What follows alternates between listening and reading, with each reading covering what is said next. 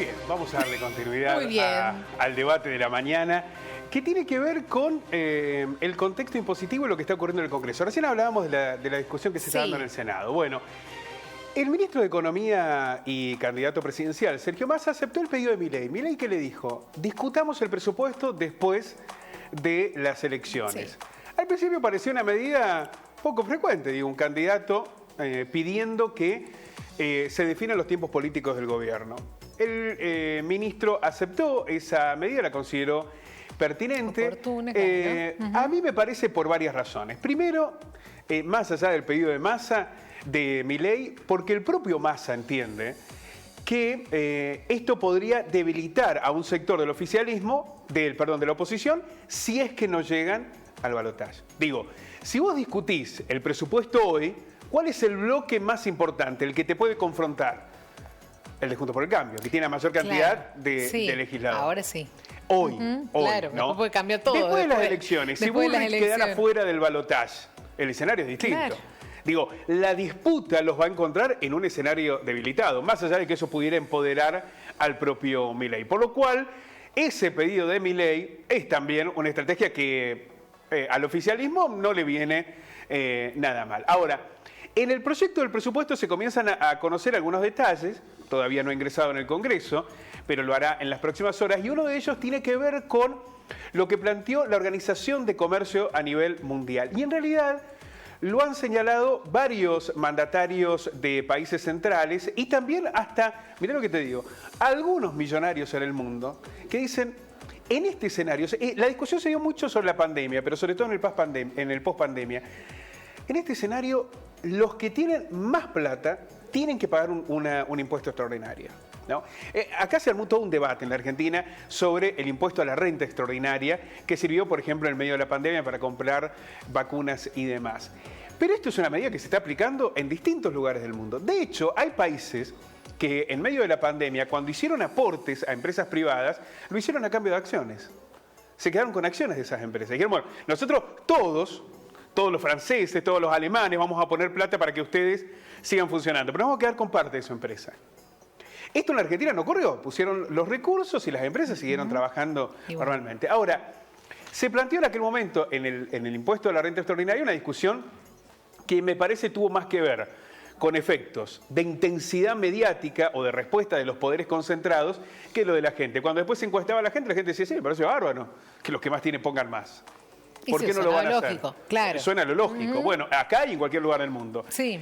Una de las cuestiones que quiere impulsar el gobierno nacional está relacionado con un impuesto mínimo a las grandes ganancias y las grandes empresas. Bien. Que esto implicaría incorporar un aporte que espera el gobierno pueda generar 1 billón de pesos para la Argentina en recaudación. Habrá que ver esto cómo trasciende los límites del Congreso. A ver, Milei, ¿qué es lo que quiere? No, un Estado muy chiquitito, cada vez menos impuestos, que la gente pague por salud y por educación y beneficiar a los sectores empresariales en esta idea del libre mercado. Por lo cual, el Milei no va a encontrar votos a favor. La otra es Juntos por el Cambio, ¿no? Pero ¿qué Juntos por el Cambio puede haber después de octubre? Bueno, ese es un debate. Si Bullrich entra en el balotaje y Massa queda fuera, porque tenemos que dar la certeza de que Milei va a estar. Y uno supone por el resultado de las PASO. Imaginemos eso. Entonces, si es Bullrich la que entra y Massa el que queda fuera, va a estar tan debilitado el gobierno y el propio Massa que acá no hay discusión posible. Habrá que ver qué presupuesto queda y qué gobierno queda de acá hasta el 10 de diciembre. Ahora, si la que queda fuera es Bullrich, es Patricia Bullrich, es evidente que Juntos por el Cambio va a vivir un cimbronazo. Es un sentarse a reflexionar, bueno muchachos, ¿cómo seguimos? ¿Va a seguir en las mismas condiciones, en las mismas circunstancias? ¿O habrá un sector, sobre todo el radicalismo, que empezará a poner un freno, a decir, bueno, estas no son las condiciones con las que podemos continuar?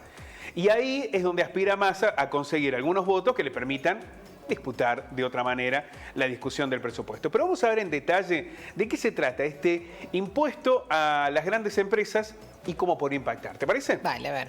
El gobierno va a incluir un impuesto mínimo para grandes empresas. Buscan corregir la baja tasa efectiva que pagan las firmas multinacionales por el impuesto a las ganancias. Muchas de estas grandes empresas son multinacionales, ¿no? Que se llevan además la guita al exterior. apuntan a recaudar un billón de pesos. 1 billón de pesos. La medida es en línea con el planteo que se viene debatiendo la Organización para la Cooperación y el Desarrollo Económico. El impuesto mínimo para las grandes empresas sería del 15% y se calculará en base al resultado contable de las compañías, ¿no? Que suele ser muy engañoso, pero es el resultado contable. El gobierno impulsaría que esa suma podría deducirse del monto a ingresar correspondiente al impuesto a las ganancias. Si pagan el impuesto a las ganancias, se puede deducir de ahí. La iniciativa se incluirá en el proyecto de presupuesto que ingresará esta semana al Congreso para el próximo año. Sergio Massa aceptó, además, lo que decíamos recién, posponer el debate del presupuesto hasta después de las elecciones por pedido del espacio de Javier Milei. A mí me parece que más allá del pedido de Milei, le vino muy cómodo. Sí, porque si no, no hubiese aceptado tan fácilmente. Discutirlo con otra fortaleza electoral y sobre todo con otra debilidad electoral en el caso de que la principal fuerza opositora quedara fuera del balotaje, ¿no? El ministro de Economía trabaja inicialmente sobre la premisa acordada con el Fondo Monetario. Esto es lo que ya lo adelantó Massa, ¿no? Que va a intentar cumplir con el acuerdo del fondo y que el déficit sea del orden del 0,9% para el 2024. Y acá tenés dos alternativas. O incrementás un ajuste para tratar de reducir los gastos del Estado, o tratás de incrementar los recursos. Y una manera de incrementar los recursos es este impuesto, ¿no?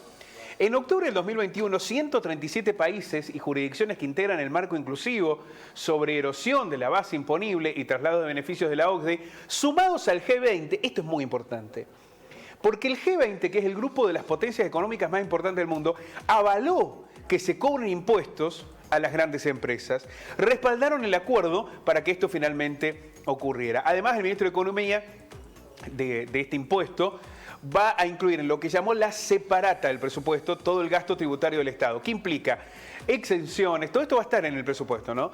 Regímenes especiales, beneficios a empresas, entre otros, que en su conjunto representan alrededor del 4,9% del PBI. ¿Qué es lo que está planteando Massa en este eje, en esta discusión? Nosotros vamos a cumplir, dice, con este 0,9% de déficit que plantea el Fondo Monetario. ¿Cómo lo vamos a hacer? No habla de profundizar un ajuste, aunque uno inevitablemente debe pensar que cada vez que hay un pedido del fondo, el ajuste está tarifario, el que usted imagine. Sino fundamentalmente en aumentar los recursos. Para aumentar los recursos no alcanza solo con incrementar la base impositiva, más allá de lo que ocurra con estas grandes empresas, ¿no? Hay que además generar un crecimiento económico. La Argentina venía de un crecimiento muy importante hasta el primer semestre del 2022 y luego vino lo que ya conocemos, ¿no? Una caída en la actividad económica, una caída en el consumo, que si bien no habla de una recesión, sí habla de un deterioro en las condiciones de crecimiento del país. Que ese será otro de los grandes desafíos para el año que viene. ¿Qué es lo que dice Massa que juega a favor? Bueno, va a empezar a impactar el gasoducto Néstor Kirchner, va a empezar a impactar el hecho de comprar menos energía, de poder vender incluso gas no convencional, va a impactar el litio, va a impactar el crecimiento en el tema del software. Hay expectativas de que también haya un crecimiento en el turismo y sobre todo una cuestión central. La Argentina perdió casi 30.000 millones de dólares por la sequía, la peor sequía en la historia. Bueno, eso no va a volver a ocurrir el año que viene. No hay ninguna posibilidad de que se habla de una cosecha récord. Imaginemos que no se llegue a ese récord, pero no, de ninguna manera vamos a tener la sequía que padecimos este año y el año que pasado. Por lo cual, las expectativas son muy optimistas en este sentido. Bueno, veremos si finalmente alcanzan, no solamente para cumplir con el fondo, sino para mejorar la calidad de vida de los argentinos. Y te deseo buen fin de semana ahora entonces. Bueno, muchísimas gracias, muchísimas gracias. Disfrútelo usted también mucho. Mañana sobre todo, que parece que va a estar lindo. Mañana va a estar lindo. Hoy va a ser mucho viento. Mucho bien. Gracias por esta información.